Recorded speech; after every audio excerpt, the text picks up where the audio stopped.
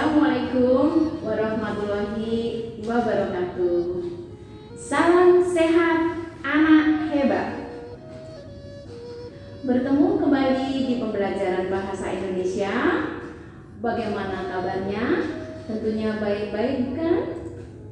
Semoga kita dalam keadaan sehat walafiat dan selalu dalam lindungan Allah Subhanahu wa Ta'ala.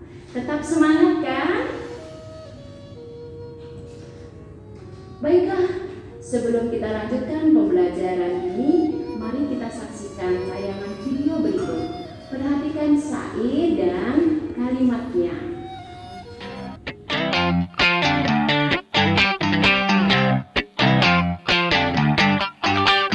Seru belajar kebiasaan baru agar selamat selalu, ini panduan untukmu. Mau berangkat, cek suhu tubuh dulu, pakai masker selalu. Yo oh oh, ayo ayo.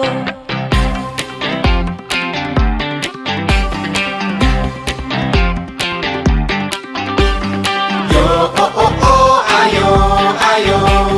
Yo oh oh oh, ayo. Yo oh oh oh, ayo ayo.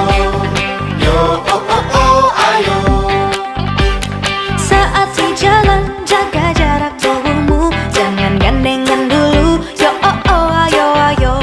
Sampai sekolah, cuci tangan dulu, pakai sabun selalu. Yo oh oh, ayo ayo. Yo yo yo, ayo ayo. Yo yo yo, ayo. Yo yo yo, ayo ayo. Yo yo yo, ayo.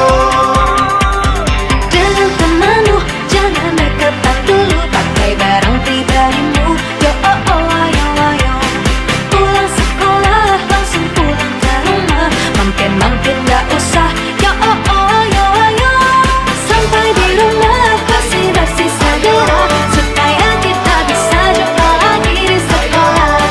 Yo ayo kita bersama saling jaga, agar sehat selamat. Yo oh oh, ayo ayo. Seru belajar kebiasaan baru agar selamat selalu, itu panduan untukmu. Seru belajar kebiasaan baru. Nah, setelah kita saksikan tayangan video tersebut, tentunya kalian mengetahui bahwasannya syair atau kata-kata lagu tersebut mengajak kita atau menghimbau kita untuk melakukan hidup sehat atau hidup baru di era new normal atau belajar kebiasaan baru. Nah, ajakan-ajakan atau himbauan-himbauan tersebut menggunakan bahasa persuasi. Sebenarnya kita pernah loh membicarakan teks persuasi ini pada semester 1 ketika kita membicarakan bahasa persuasi pada pembelajaran iklan, slogan, dan poster. Ketiga jenis teks ini sama-sama menggunakan bahasa persuasi untuk mempengaruhi seseorang agar mau membeli produk yang diiklankan. Pada pertemuan kali ini kita akan membahas tentang pengertian teks persuasi. Kemudian yang kedua adalah ciri-ciri teks persuasi, dan yang ketiga tujuan teks persuasi. Yang keempat baru kita menyimpulkan isi teks persuasi. Marilah kita awali pembelajaran ini dengan pengertian teks persuasi. Masih ingat kan bahasa persuasi itu? Bahasa seperti apa? Mari kita coba lihat. Yuk.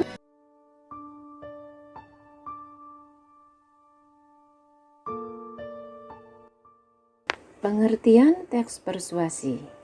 1. Teks persuasi dapat dipahami teks yang bersifat membujuk secara halus supaya menjadi yakin. Bisa juga teks persuasi dapat dipahami teks yang berisi ajakan atau larangan.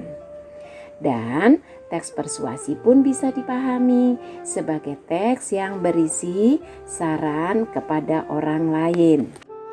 Dari ketiga pengertian tersebut dapat disimpulkan bahwa teks persuasi itu adalah teks yang berisi sebuah himbauan, ajakan, larangan, atau saran agar orang lain mengikuti apa yang diinginkan. Untuk lebih memahami, perhatikan kutipan teks persuasi ini. Kebiasaan mencuci tangan, menjaga jarak, dan mengenakan masker harus dilakukan pada masa kenormalan baru. Kebiasaan baru ini menjaga kita dan orang-orang di sekitar kita agar terhindar dari berbagai virus jahat, khususnya COVID-19. Marilah kita mengutamakan kesehatan serta selalu memperhatikan kebersihan diri dan lingkungan. Yo, di mana letak kalimat persuasi pada teks tersebut? Mari kita perhatikan. Jadi, letak kalimat persuasi pada teks tersebut pada kalimat terakhir, yaitu marilah kita mengutamakan kesehatan serta selalu memperhatikan kebersihan diri dan lingkungan. Kenapa kalimat ini disebut dengan kalimat persuasif? Yuk, kita lihat. Karena pada kalimat tersebut terdapat ciri dari kata ajakan, yaitu kata marilah. Nah, bagaimana? Sudah semakin paham tentang teks persuasi? Dari pengertian tersebut, kita dapat mengetahui apa saja tujuan dari teks persuasi. Yang pertama, teks persuasi itu bertujuan membujuk, kemudian merayu, dan mempengaruhi orang lain agar melakukan sesuatu apa yang diinginkan penulis sebagaimana dalam simpulan tadi.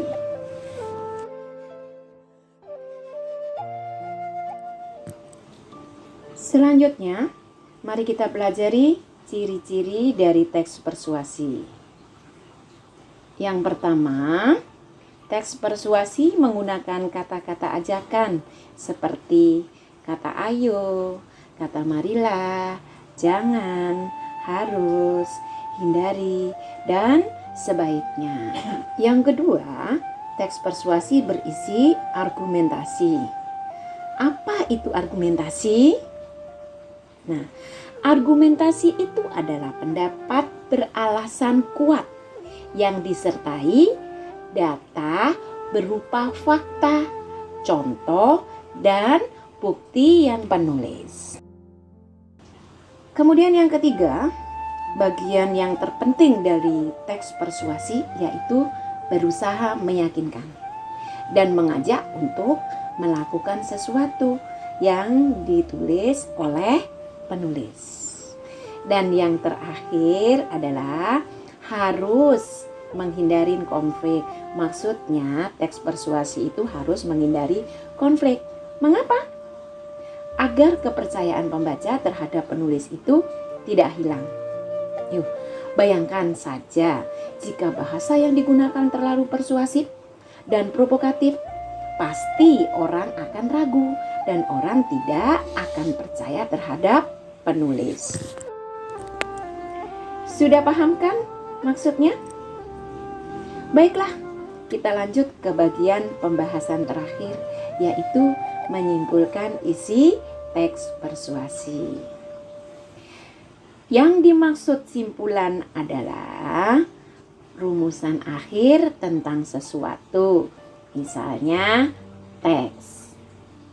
Simpulan disusun berdasarkan pemahaman atau penalaran kita terhadap keseluruhan isi teks. Karena isi teks persuasi berkenaan dengan ajakan, maka kesimpulan teks tersebut tidak jauh dari jawaban atas pertanyaan mengajak apa teks persuasi itu. Dalam menyimpulkan teks persuasi ada beberapa hal yang perlu diperhatikan. Yang pertama kita lakukan adalah membaca keseluruhan isi teks itu. Untuk apa? Untuk menemukan gagasan umum teks tersebut. Yang kedua adalah mencatat bagian-bagian penting dari isi teks itu. Biasanya bagian ini terletak di awal paragraf. Ada yang di akhir paragraf. Tetapi ada juga yang terletak di awal, di tengah, dan di akhir paragraf. Kemudian yang ketiga, kita harus memahami hubungan logis atau hubungan kausalitas, yaitu hubungan sebab akibat antara bagian yang penting di dalam teks itu. Yang keempat atau yang terakhir adalah merumuskan simpulan isi teks itu secara ringkas dan jelas. Untuk lebih jelasnya, perhatikan teks yang berjudul Ayo Hidup Sehat. Nah, ayo hidup sehat. Kondisi fisik manusia bergantung pada hal yang dilakukan oleh manusia itu sendiri. Jika kita tidak menjaga kondisi tubuh dengan baik, kemungkinan tubuh kita akan mudah terjangkit berbagai macam penyakit. Apalagi saat ini banyak bermunculan penyakit-penyakit baru. Kondisi tubuh yang mudah dijangkiti penyakit biasanya mengalami penurunan sistem imun. Hal ini dapat disebabkan oleh asupan makanan yang kita konsumsi. Makanan tersebut memiliki kandungan vitamin dan mineral yang kurang. Terlebih jika kita suka mengkonsumsi makanan cepat saji. Untuk mengkonsumsi makanan yang bergizi serta meluangkan waktu untuk berolahraga. Jika kita simpulkan dalam satu paragraf dari teks tersebut adalah ayo hidup sehat. Kondisi fisik bergantung pada aktivitas manusia. Tubuh akan mudah terjangkit penyakit. Jika kita tidak menjaganya, banyaknya penyakit baru yang bermunculan disebabkan oleh penurunan sistem imun dalam tubuh. Selain itu, makanan yang dikonsumsi juga tidak mengandung vitamin dan mineral yang cukup. Mengkonsumsi makanan bergizi dan berolahraga merupakan cara terbaik agar tubuh kita tetap sehat. Itulah pembelajaran kita kali ini. Bagaimana? Apa sudah paham dengan pembelajaran tadi?